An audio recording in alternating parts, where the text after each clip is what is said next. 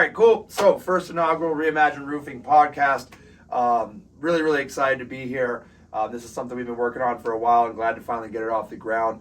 So the theme that we're going to be having with the Reimagine Roofing podcast, the overall theme is going to be talking to some of our amazing employees about their journey, how they got here, what they love about Reimagine, how they're changing their lives on a daily basis, and then just catching up, learning some things.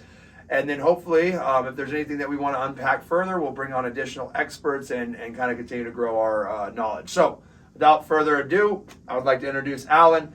He's our Arizona production manager. So Alan, welcome.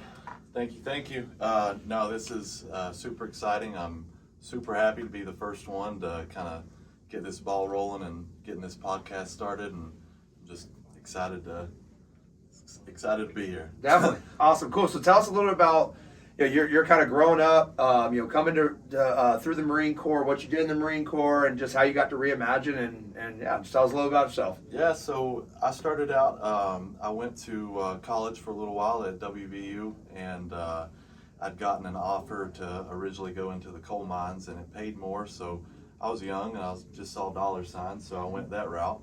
And then in about 2011, the coal market kind of crashed, and I got laid off, and it was either join the military or you go back to school. How old were you? So at the time I was 23. 23? Okay. So how long did you spend in the coal mines? I was in there for 2 years. 2 years? Okay. Yeah. Awesome. And after that, my decision was to join the military. I looked at all the branches, and I'd went to the Navy to meet their recruiter, and they were 2 hours away, and showed up. They were late, and they said they didn't have time to meet with me. So I walked next door to the Marine recruiter, and I said, "Do you guys have time?" And they were like, "Yeah, we got time." So that was how I went into the Marine Corps. I got stationed in Yuma, and originally thought that I was going to go there to not be able to do anything, because combat engineers typically don't have a whole lot to do in the wing. What do combat engineers typically do? They're typically the jack of all trades. We do everything from fell standing timber to IED and lane sweeping, route clearance, military explosives, runway repair, you name it, we do it. And they teach you all that in school? Like, how long was your school? Yeah, so they teach you in the schoolhouse, which is, we call it E-School, and that's in Camp Lejeune in Courthouse Bay. And it's about a 4 to 5 month course. Okay. And then there's additional courses which I got to take, like breacher's course and assaultman's course. Nice.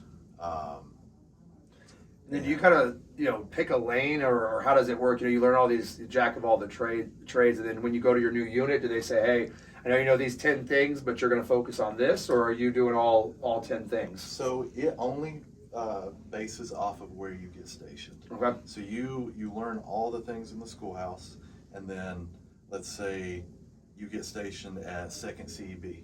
You would be doing only military explosives and lane sweeping and route clearance, because they're a division and they get stationed with grunts. And if you get stationed at Yuma, you would mainly be doing like runway repair, construction, and masonry. Because Yuma's primarily an airstrip base, right? Yes. Okay. Awesome. Cool. So you got stationed at Yuma. Didn't think you were going to be able to do anything cool, and then what happened? We got slotted for a deployment, and what year was this? This was in 2015. Okay. We got slotted for a deployment, and we originally thought it was just going to be a security detail in Bahrain, but we got to Bahrain, and within like 2 weeks, we got notified that 3-7 was in Iraq at Al-Assad. Okay. And they didn't have enough engineers, so they pulled all the combat engineers, and we got to do our deployment in Iraq, which I actually got to do IED sweeps. I got to do perimeter building with the HESCO. I pretty much got to do all the stuff that I wanted to do. You know what's funny is you say you got to do it, whereas a lot of people would be like, "Oh man, I have to do it." So talk a little about that. Like, is there something you were looking forward to? What was the motivation, or why is that? What most people would be like, "Oh man, I got to go do that," or "I got to go to Iraq." Why is it different for you? So what I liked about it was I got to choose my MOS. Fortunately, going in and seeing all like the lane sweeping and the military explosives, all that stuff just blew my mind away, just getting to like be in charge of that, and especially on the lane sweeping, just because everybody behind you is depending on you. And what is lane sweeping? You are going. We had the VMR2s, which is just a model of the Minesweeper, and you were going in front of the platoon that's on patrol, and you were just sweeping the lanes back and forth, and that will detect an IED that's underneath the ground. So you're in the vehicle, and are you maybe like looking at like a VR, or is it like a radar, or are you just kind of just looking out your? Hand. This is all by hand. Okay. Yeah.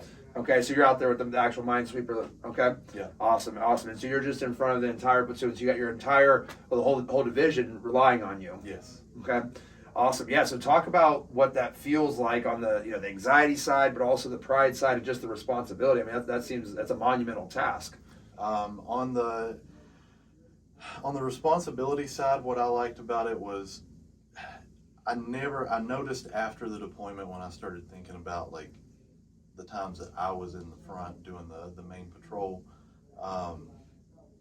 that I never once thought like I'm afraid to miss a mine because I don't want to step on it. Mm-hmm.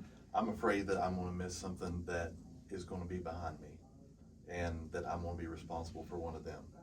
And coming back and not losing anybody on any of my patrols gave me a lot of pride, knowing that I had that much attention to detail. And I don't know whether it was luck or just the grace of God, but I didn't lose anybody, so that's what gave me pride. Awesome. And how long were you out there doing that for? 6 months. 6 months? Yeah. Okay, and then it was just in Iraq. Was it in one city, or were you guys kind of going around the whole country? So we were only at Al-Assad, and what we were doing was we had originally given that base to the Iraqis when we moved into Afghanistan, and they kind of let it turn into a ghost town, and we are starting to transition back into that base, and we were extending the perimeter. So we would have to go out, patrol the area where they would come in and start setting up the perimeter, and basically we're just building the base back.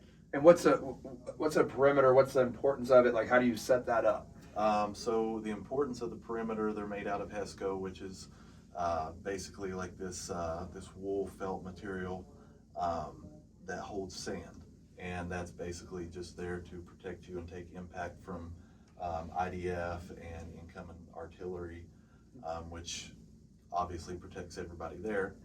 And I'm trying to think.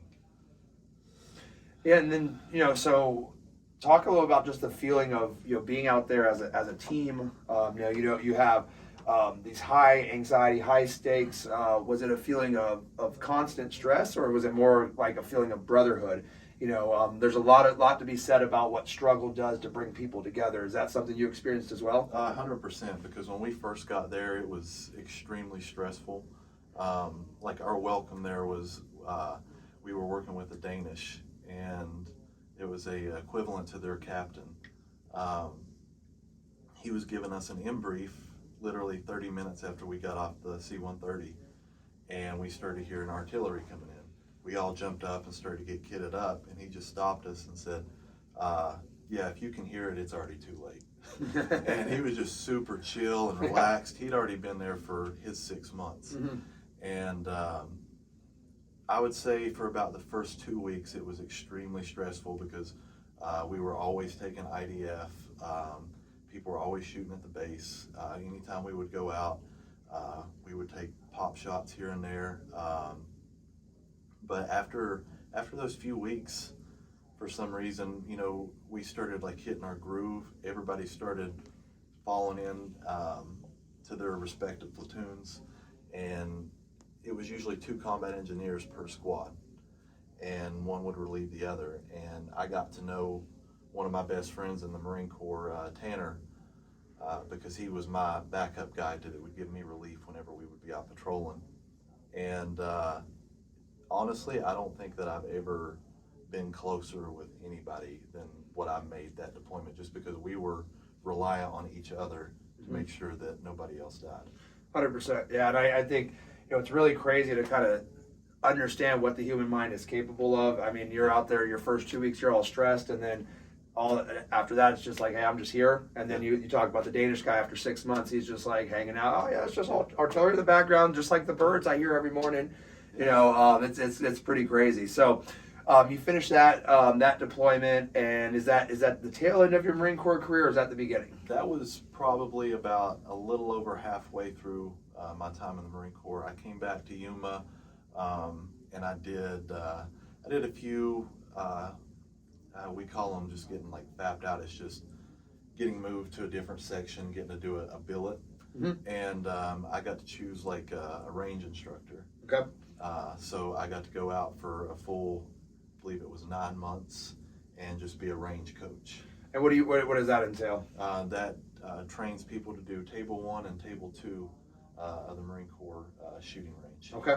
And what was it like, coming back from that high stress, high camaraderie, and then you came back to the civilian world, and there's a big difference being back garrison side, when it's just now the focus is on uniform inspections, and you missed a little spot right here with the shave. Talk about that transition a little bit, and what was it like? That, honestly, that was probably one of the harder transitions, just because you come from doing so intense. You're doing your job at such an intense level, and you're doing it for real over there. And, people don't focus on the little things like your shave or your uniform, and they just depend on you doing your job. Well, you come back and you try to do your job, but yet you still have to maintain a standard because you're within the public eye. Mm-hmm. And you start to think that those things don't matter. So that's the hard part of transitioning. Yeah. Because like this doesn't save lives. This is a dog and pony show. But until you realize that, you are back in garrison, and this is part of, the Marine Corps' pride. Mm-hmm. How do you look back on it now? Because kind of, for me, like I felt like when I was in the suck, I think these things are all silly, but now from a business side, I see, the attention to detail. You missing that little piece of shave isn't you missing that little piece of shave. It's you allowing yourself to kind of slip a little bit. Correct. That then may turn, into other things. Is that something you were able to, once you got a little bit of distance from the Marine Corps, do you kind of share those thoughts? I do, actually. Just with simple things like, how we did field day. Mm-hmm. I hated field day, especially. What's field day? Field day. That sounds fun, right? I mean, would you guys get out there with the burlap sacks hopping around? Or? I wish that's what we did. So field day in the Marine Corps is the 1 day a week where everybody cleans their barracks room, cleans up their respective workspaces, and then they'll get inspected for health and comfort, and also for cleanliness. Just to make sure that we're maintaining what the Marine Corps is providing for us. And that we're not living in filth, obviously. And being in the Marine Corps, it gets a little crazy with the field days as far as like the attention to detail that they require. But I hated doing that in the Marine Corps. But now that I get out, I still have 1 day a week that I clean my house from top to bottom, and it always makes me feel better when I get done. Mm-hmm. I have certain things with like how I would prepare for in the Marine Corps. I would set stuff out like the night before, have everything laid out to where I could look at it and physically know I have this, this, and this, and I still do that to this day. Awesome, awesome. What was a typical day, but both in Iraq and then back in garrison? Like what is wake up time? What is when are you off work? Are you ever off work? What's kind of the lifestyle of that, and how does that affect you, mentally when, if you're always on call, or you always got to be ready? What is that like? So on deployment, it was, usually it was a day on, day off as far as our patrols went. And what's a day off? Are you sitting there playing Xbox, or are you still sitting on edge like, oh, something could go on? On your day off, you are considered QRF. And what is that? It's a quick reaction force. And that is basically if your platoon that is on duty and is out there on a patrol, if they get into trouble or they get into a firefight and they start getting shot at and they need support, you are the one that is already, you have your kit ready to go, you got your flak jacket, your rifle, everything's ready, and you just hop in the MRAP, which is the Marine Corps. They replaced the Humvees with the new MRAPs. I don't know exactly what they stand for, but Most people don't know anything that stands for in the Marine Corps. No. We got all these acronyms, and you're like, what is that? I have no idea. It's just what it is. But yeah, we would just be the ones that would ready to straight out there to them until we could get more of a force out there.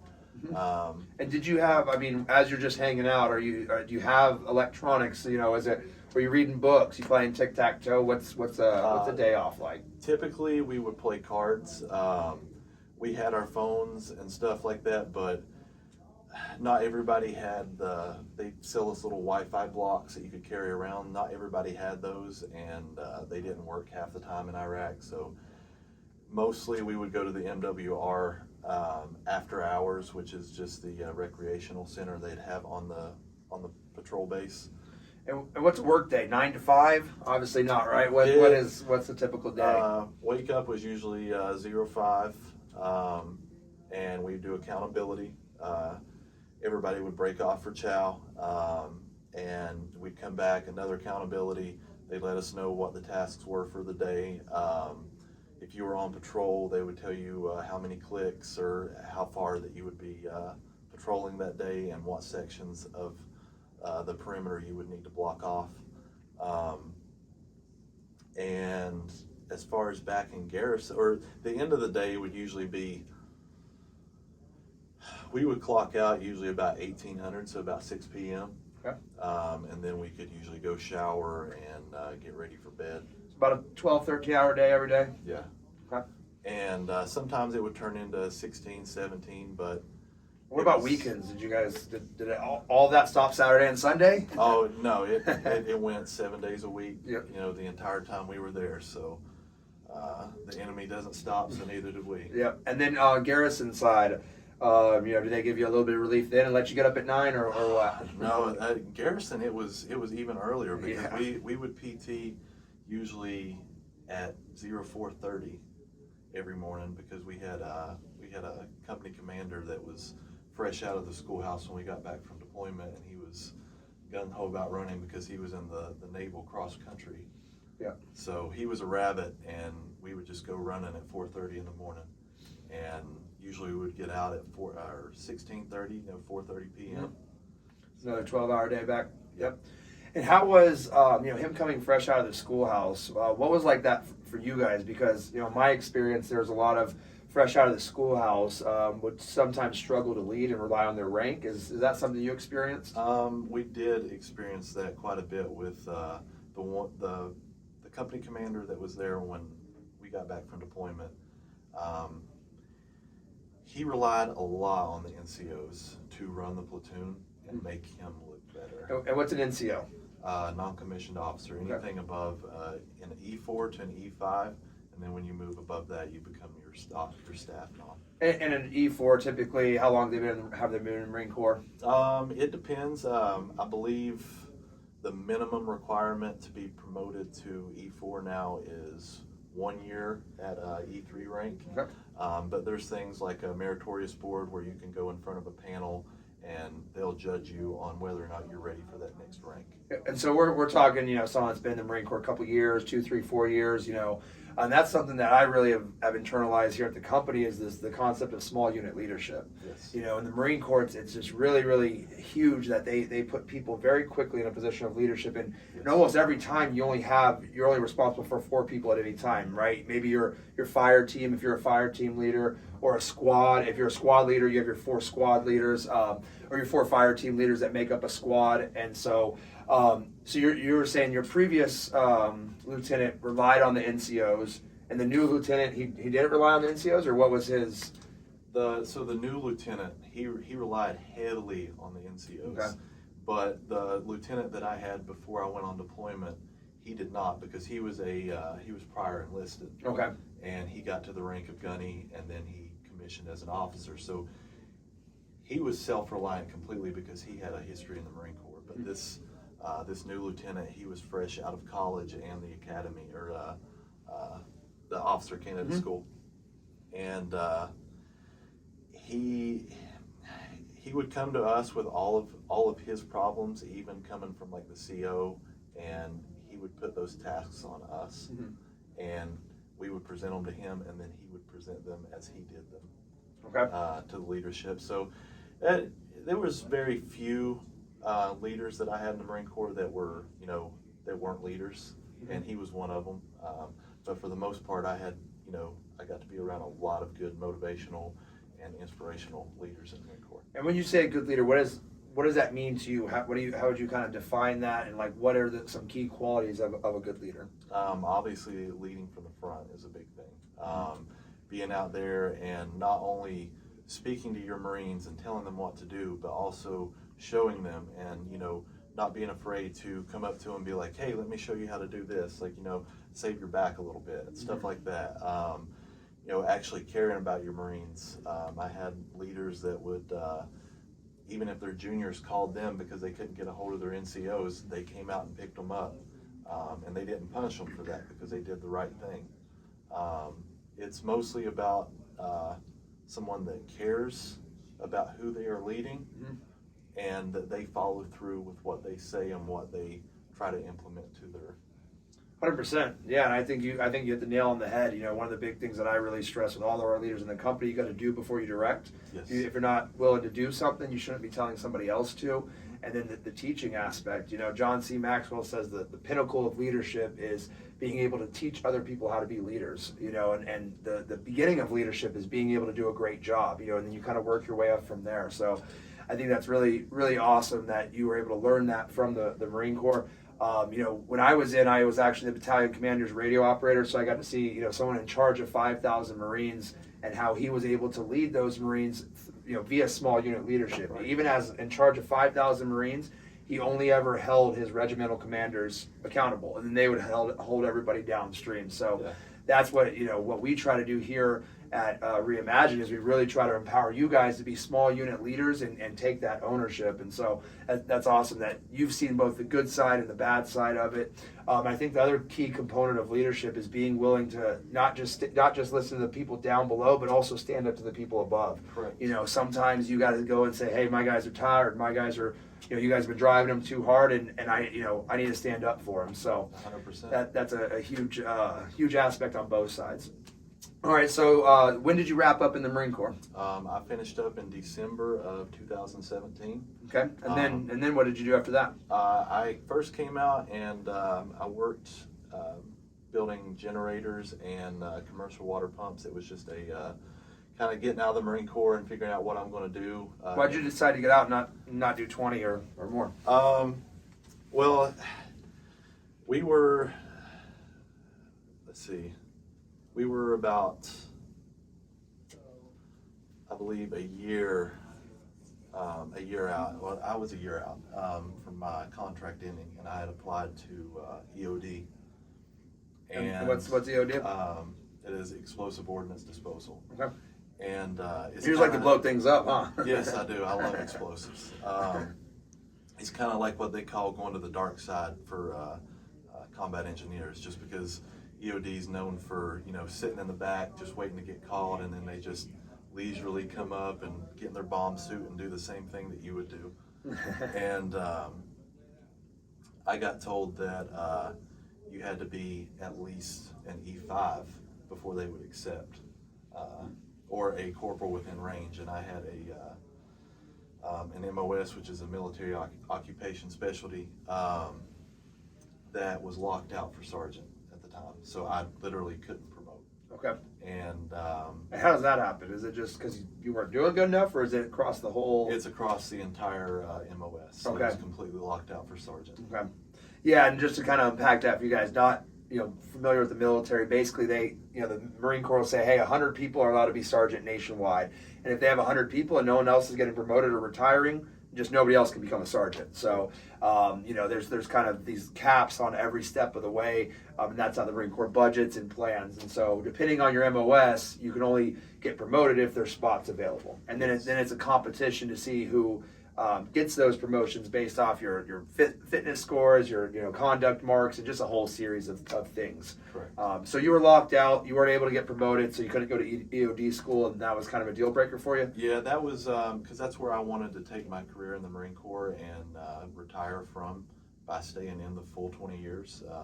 And when I didn't have that opportunity, I was like, well, I'll just see what's out there for me that, if I want to do a career, I want it to be something that I actually enjoy doing and not just doing it for a job. Yep. Definitely when it's the Marine Corps, right? Yes, that's you better 100%. enjoy that, because there's a lot that there's to not be enjoyed. So, 100%. all right, so you got out and you started working. You're talking about that. What kind of how it evolve from there? So I worked at the generator and water pump place for roughly a year, and just started kind of combing through some of the recruiting sites, just looking for open jobs and stuff that would relate to some of the stuff that I did in the Marine Corps.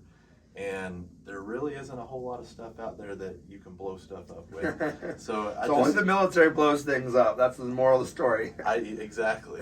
I came across a job that had some mechanical experience, and I'd grown up working on cars and stuff with my dad and stuff. So I applied, and they actually hired me for a different position. They were doing a inspector of helicopter engines. So I got trained up and sent to a program for about 2 weeks on that, and I became a NDT inspector, which is non-damaging testing, and I just looked at helicopter engines under black lights to look for cracks.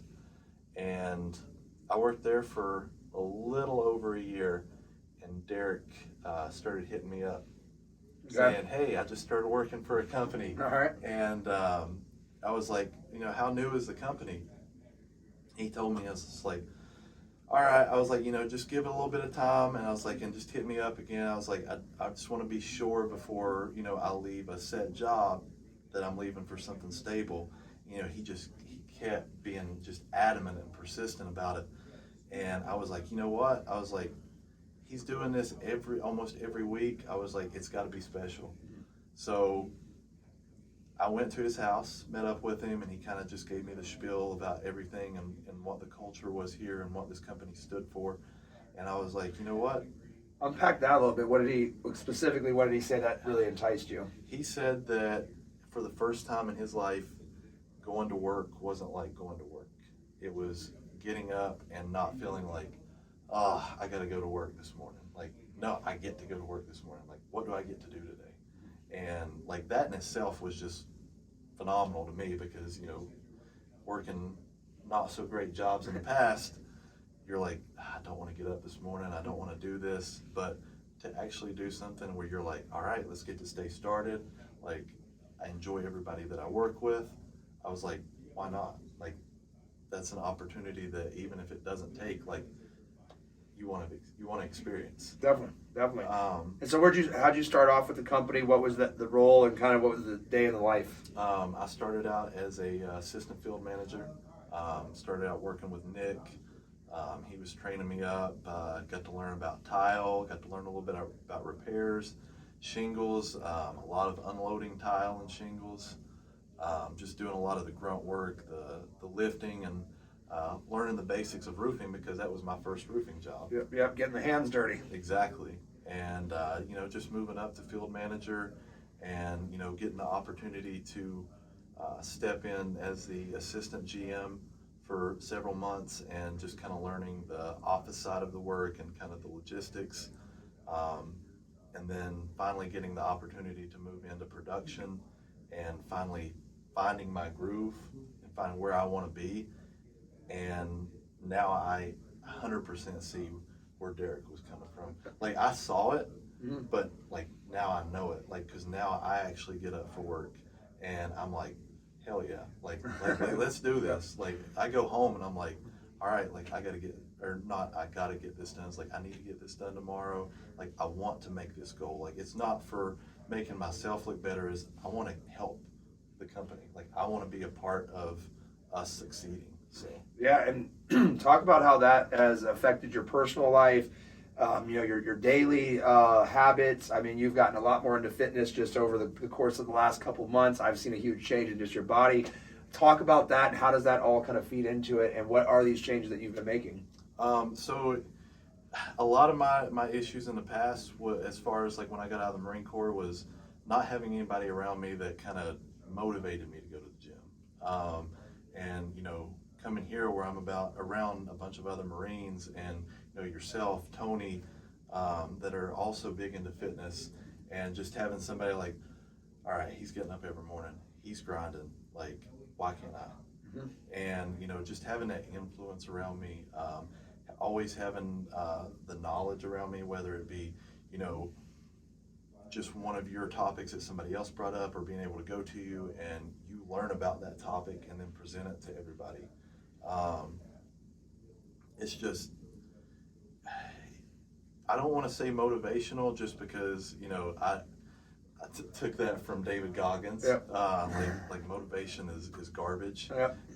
Like, you've got to be consistent, you've got to be determined. Well, you know, I think steel sharpens steel. You know, being around Yes. other high performers, you know, forces you to elevate yourself. Exactly. And then it just becomes something, you know, who you are. And then you realize that other people are also kind of looking at you too. Like, hey, Alan's at the office every morning getting after it, or in the evening. And even if nobody's actually watching, you know, I still play that game with myself. And I'm just like, hey, you know, I'm going to get up early today because there's no telling who might be there, or who might see me, or who might think I'm slacking. Exactly. And using that outside, you know, whether it's motivation or discipline, however you want to frame it. But, you know, none of us are perfect, and every day sometimes, you know, or every time, sometimes you might need that little bit of a bump. And when you're around other high performers, I think that bump becomes a lot more easier, and you start comparing yourself in a positive way instead of a negative way, and you use that for motivation instead of you know, the opposite, where you're like, oh, look at him, he's so lucky to have that, or it must be nice to have those genetics, or you know, kind of these excuses that we tell ourselves instead of just, you know, using that as a driving force. So I know you've been getting really serious into fitness. What is your current fitness regime? Are you working out, you know, 2, 3, 4 times a week? What is the regimen that you're doing right now? I am averaging about 5 to 6 days a week. Okay. Usually I'll work out Monday through Thursday, take a break on Friday, and then work out on Saturday. Just because I was noticing if I did Monday through Friday and took 2 rest days back to back, then by Monday I kind of, like, after relaxing for the weekend, yep, and everything, I felt kind of disgusting. I was just like, I haven't done anything all weekend. So and you don't get ramped back up until like Tuesday or Wednesday. Now we're already about to be Friday. Yeah. Exactly. So I like just a little break in between my rest periods, and something that's helped me tremendously with everything that I've accomplished physically is my diet, and, you know, moving into the carnivore keto. Okay. How long have you been doing that? I've been doing that for roughly 4 to 5 months now. Okay, awesome. Are you doing the strict carnivore, or are you having a little bit of fruit in there, or is it what's kind of your strategy right now? I'm doing the strict carnivore right now. So I'm not having any carbs. Like, I'd say I don't have any more than maybe 4 grams of carbs a day. Awesome. I stay away from all sugar, and fasting has been tremendous in this, because taking away, like, even your time period. I was doing the 1 meal a day, mm-hmm, and that was killing me, because I mean, granted, I would eat 1.5 pounds to 2 pounds of meat in that sitting, but that's a long time to go without eating. When I took into that 6 to 8 hour grazing period, I also saw success out of that. Like, I started leaning out more, and I didn't feel like crap at the end of the day. Yep. So you're doing intermittent fasting right now? Yes. Okay, so what is that typically? You're shooting for the 16 hours. What is your strategy? Do you try to hold off in the morning, or do you try to cut off your day, you know, later, like, I'm going to stop eating at 4 p.m. or what? What are you doing right now? So I start my eating period of the day usually around noon. And I'll have something small, like maybe like 2 to 4 eggs, hard boiled usually. And then I'll have like a little bit of beef jerky in about the middle of that period.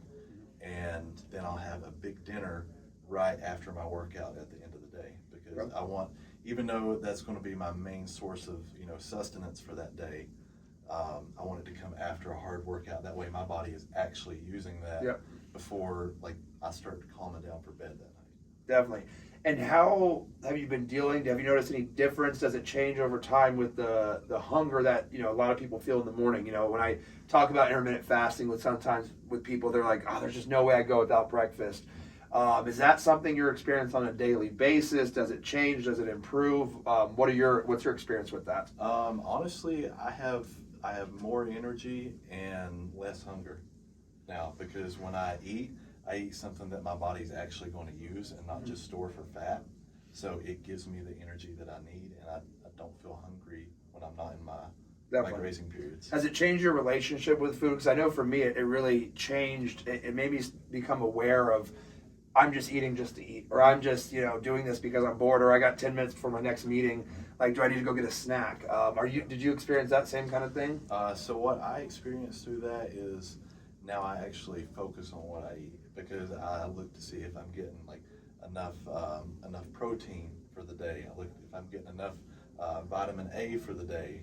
I'm getting my B12 for the day. Like I have to take into effect that now, because I'm getting more and more serious about fitness, and you have to maintain certain levels to get there. Definitely. And how are you doing that? Is it strictly food? Are you taking any supplements? Is there anything else you're doing outside of just eating the meat and the eggs? I am taking a vitamin A supplement right now. Awesome. And just any special one, or did you just kind of just find it online? I just got the branded fries. Okay. Awesome. Cool. Yeah. Cool. And then how has this intermittent fasting improved or changed your workouts, if at all? Well, I mean, now I know before I usually would have to take pre-workout every single time. Now I very rarely take pre-workout ever. I don't have a lot of caffeine. I don't have the fiending for caffeine as much anymore. I don't know how that affected it, but I guess just where my body has more energy. But yeah, that's... What about recovery? Recovery, I've had very good success. The only thing that I use is a protein shake after I work out. It's the Liver King's Whole Beast. Okay, it's awesome. Just nose to tail. How's that taste? It actually tastes very good. It's he's got like a buttery vanilla. Okay. So. Okay, nice. And then, on that note, I know you've been getting more into some organ meat. Yep. How's that going for you? It's been interesting. There's been a few oddballs in there. Like I wasn't too crazy about pancreas or kidney, but I did. And you're eating these raw, or these supplements? Oh no! Okay. I'm eating these. These are cooked. Okay. The only thing I've eaten raw is the liver that we all did. Yeah. I did have a little bit of heart raw too. It was a fresh heart though. But so far, I've really grown to like beef heart, and I'm working into getting to where I like liver. Okay. If it's cooked, but. And where you said fresh heart? Do you just go down to Fry's and get fresh heart, or? No, there's a butcher that I know over in Sun City. Okay. And anytime that he gets a fresh cow in, he'll usually call me and say, "Hey, I have a heart or a liver." Okay. So, Awesome. Have you looked at possibly getting a half a cow or anything like that? I have. I just spoke to Courtney and Joseph upstairs. I think it was last week, saying that I'd really like to go in and get like a quarter or a half next time that you order. Okay. So I actually have one being delivered either this weekend or Monday of next week. So we can partition some of that out, and I'm gonna get I think a 1.5 worth of organs. Yeah, That's awesome. Most people don't want them. So, what other organs have you tried? Have you tried kidney or oxtail or? So I've tried kidney, oxtail, pancreas, liver, and heart so far. The only one I think that I haven't got to try, it's not an organ, but is the bone marrow and brain. What about tongue? Tongue, yes. You actually gave me a little bit from your last one. Yeah. Yep. Awesome. Yeah, no, I'm super excited about that. I also have a buffalo coming in October, half a buffalo. So I got a bunch of meat coming in, and it sounds like a lot of people's going to want to eat on it. So that's going to be super exciting. So kind of tell me, how does this all, change your personal life between, enjoying your work, feeling motivated, fitness and health? What effects are you seeing in your relationships, your day-to-day, your relationship with your family, and just kind of your overall outlook on life? Well, this diet actually has very positively impacted me as far as being more disciplined and, starting to see results and everything, and seeing that the hard work is paying off, and it becomes more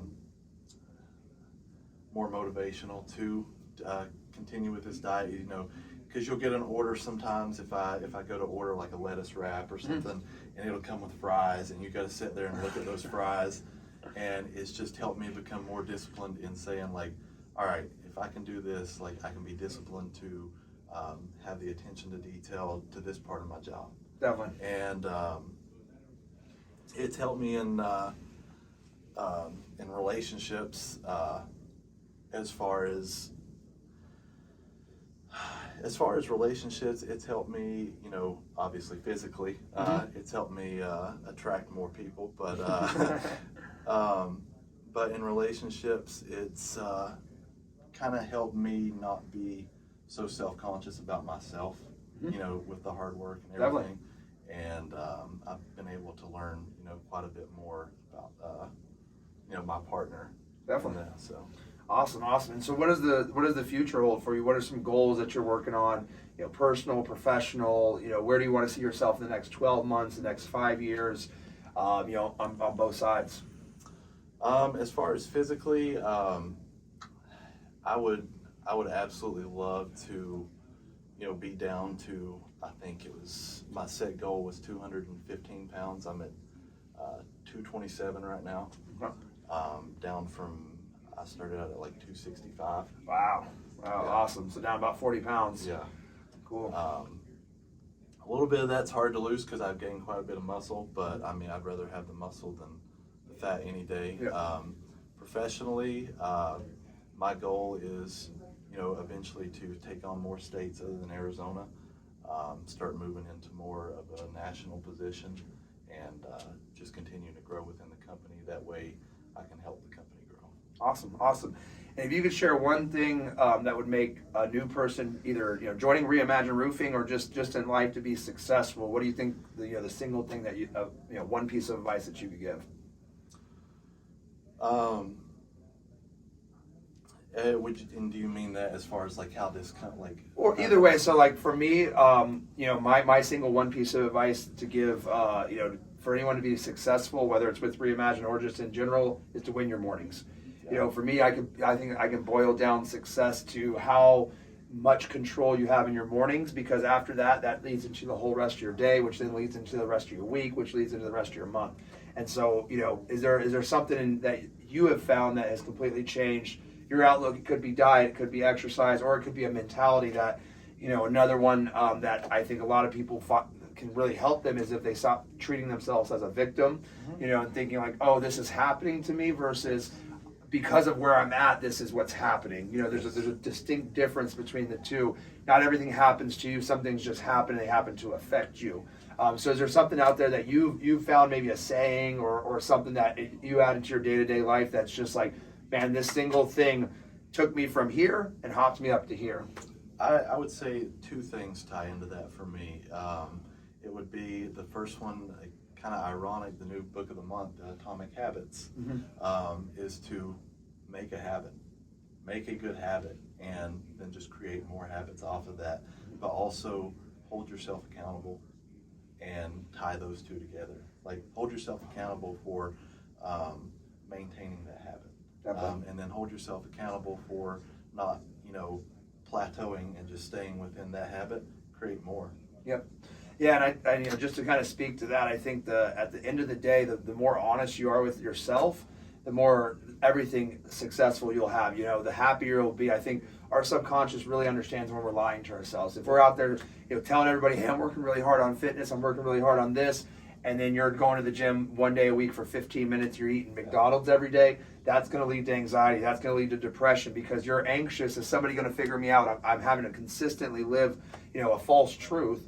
And so, you kind of mentioned hold yourself accountable, and I would just kind of expand on that and say just also be honest with yourself. Yes. Be honest with yourself what's possible to be accomplished. If you haven't worked out in 10 years, you're not going to come in and do 6 days a week, Exactly. So kind of find that baseline, be honest with yourself both in what's possible and what you're actually doing.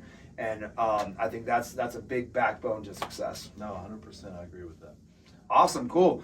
Well, I'm thrilled to have you on the team. I'm thrilled to see how much you've grown. I'm thrilled to see the progress you're making both on the professional side. You've really grown into this production manager role and stepped up.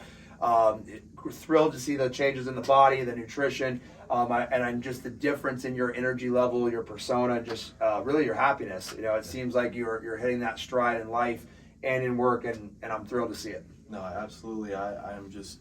I can't express to you just how happy and how blessed I feel to be a part of this team. and be a part of this company. I don't even like saying a company. I like saying a team and a family, because just to kind of tap on what the people here are like. 2 weeks ago, I was going out to the Salt River, and when I was on the bus out there, my phone fell out of my pocket, and I didn't know that. And the bus driver had turned in my phone to the front desk, and one of our subs called my phone, and they answered up and said, hey, his phone's at the Salt River. He called Jeff. Jeff went out on a Saturday and found my truck and put a note on it, and making sure, like, hey, they said that your phone is at the front desk, like, please contact me. He went out to check on me on his Saturday just because my phone was out. Like, you're not going to find too many places. I haven't found any other place other than here that was like in the Marine Corps, where you had family and a brotherhood that is that strong, like that we would all do that for each other. I think that's the perfect note to end on, because that's what we're about. So, hope you guys enjoyed our inaugural, Reimagine Roofing episode. I'm thrilled to continue to have these conversations with everybody on the team and everybody in the family, because this story, it's amazing, but it's also not unique with us. Every person in our company is growing every single day, physically, emotionally, spiritually, and professionally. And I can't wait for you guys to see me unpack all of these evolutions for our entire company. All right, thanks, guys.